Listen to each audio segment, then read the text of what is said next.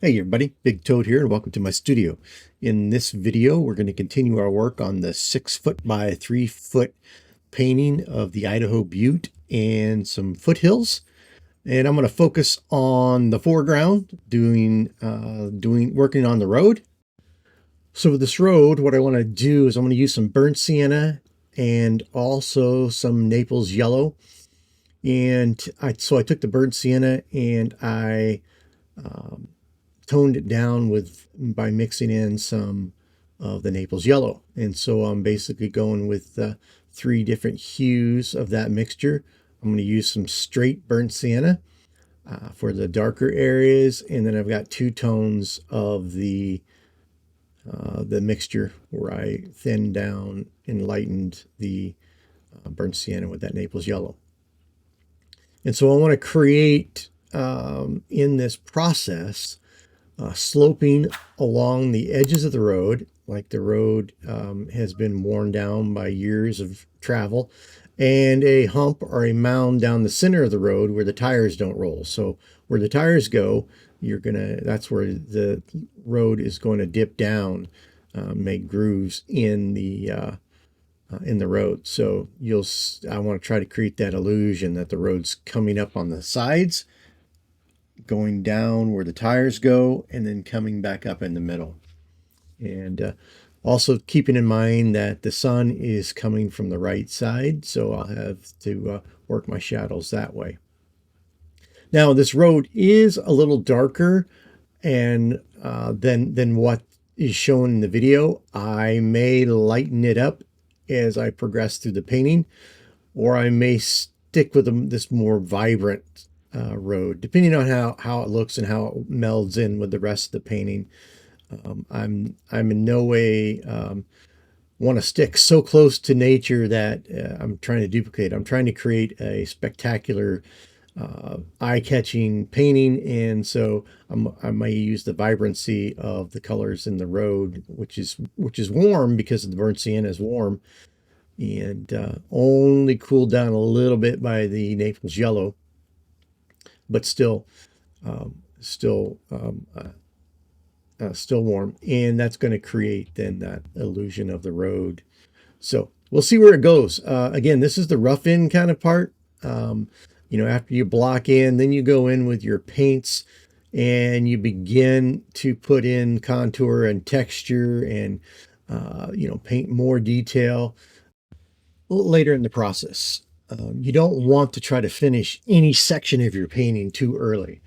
So the mountain's not done, the mid-ground is not done, the sky's not done, and so when at the end of this video I'll have the road in, and it won't be finished, but they will all have a considerable amount of work done, enough to give you a good feel for where the painting is going.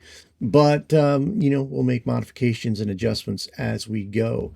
And already you can begin to see on the right side of the road there where it's shadowed darker, as if it's coming down. You're getting more of the illusion of the hill coming down, hitting the road, and the road dipping.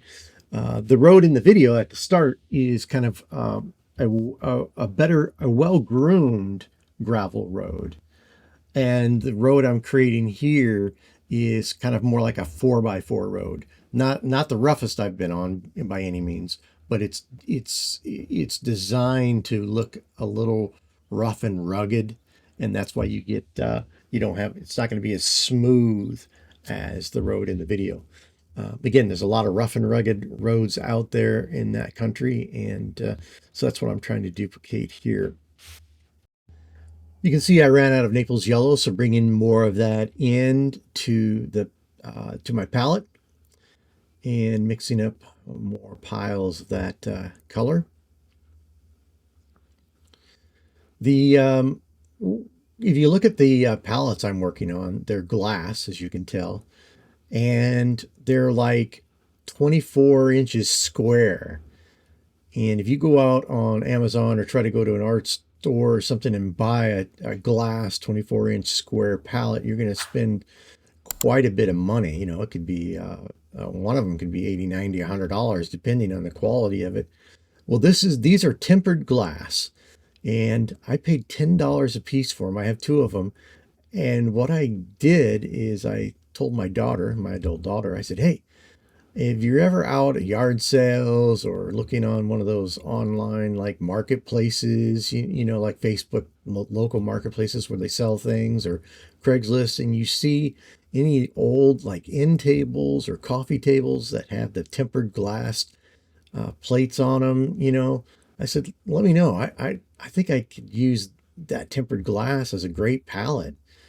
And sure enough, she finds an old set of end tables with this tempered glass in them, and I get them for $10 each. And so I buy the whole table and get the glass out of it and threw the tables away and kept the glass. Now I got these two really nice palettes that I can use, and I find them really nice. And they're large and they're big. I got two of them, and um, yeah, it's a pretty cheap way to do it. So just start watching Craigslist or market marketplaces on Facebook or yard sales, and eventually maybe you'll find some of them, some old end tables. It's a good way to save some money and get some really nice pallets, and they're tempered, so they're heavier. They're not gonna break easily, by setting a coffee cup or something on them. And so yeah, pretty good deal. Now the brush I'm using is a natural hog hair brush. It is a filbert in, I believe, a size 6. And I believe that is the right size to get the effect I want in this painting, this large painting. So I use larger brushes. As the rule goes, if you want to paint loosely, use the biggest brush you can to do the job you want to do. Another thing that can help you keep your brush work a little more loose and smooth looking is use natural bristles.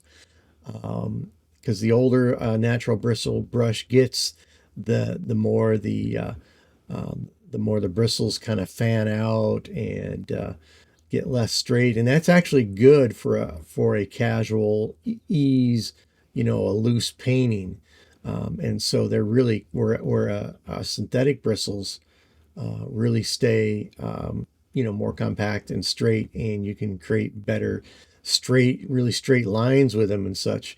But that can also hinder your ability to create a natural, casual, loose painting. So, not that you can't do it with natural bristles, but hog's hair bristles aren't that expensive. Get cheap ones and try them out. You don't have to go top end; just buy some cheap ones. Because typically what the cheap ones will do is they'll get splayed out and get, they won't last as long maybe, and that's okay, because they're cheap and they give you the looser brushing strokes that you might be after here. And the other tip for painting more loose is to use this overhand or dagger type fencing type hold, where you hold the brush like this rather than a pencil.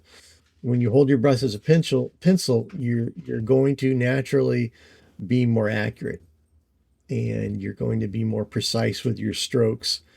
And this way you handle it like this creates a looser brushwork.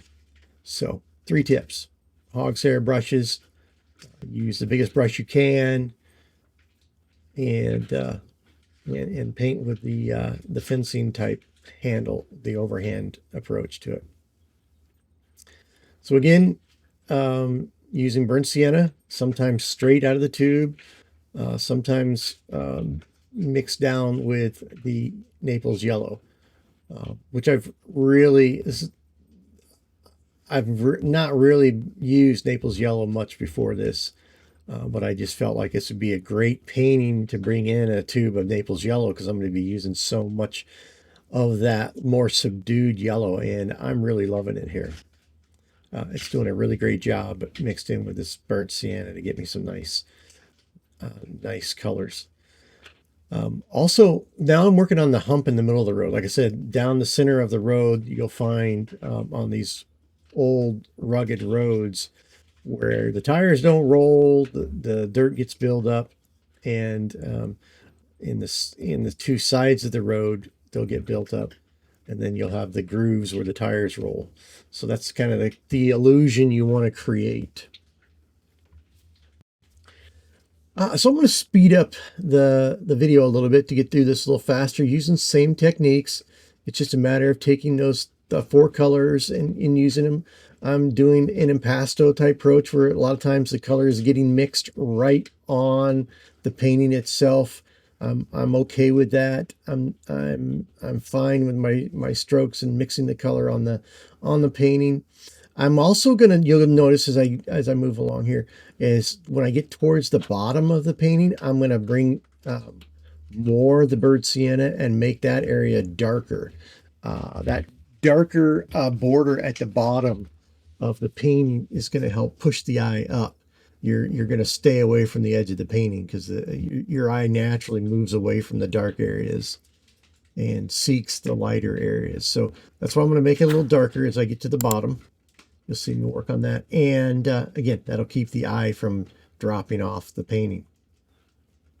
I think the road's looking pretty good. I think I'm creating the illusion of the shape I'm after. The hump in the middle, the roughness of the road, and not too much detail, allowing the brush to do the work for me. Here I am, like I said, putting some darker colors at the bottom. Try not to be too drastic, so I want to soften the where it blends upwards. I don't want to create just a wall of darkness, so I put the darker colors down there, and then I kind of fade them into the lighter colors as I move up away from the bottom edge of the painting. Again, using this one same big, I think it's a size 6, like I said, filbert in natural bristle. Not a real expensive brush at all. All right, so there's the road put in. Again, not finished, but it gives me a good jumping off point. Next video, I'm going to start working on some of the trees and the sagebrush, just to kind of get their first rough in, and then we can move from there. So for now, this is the Big Toad, and I am out.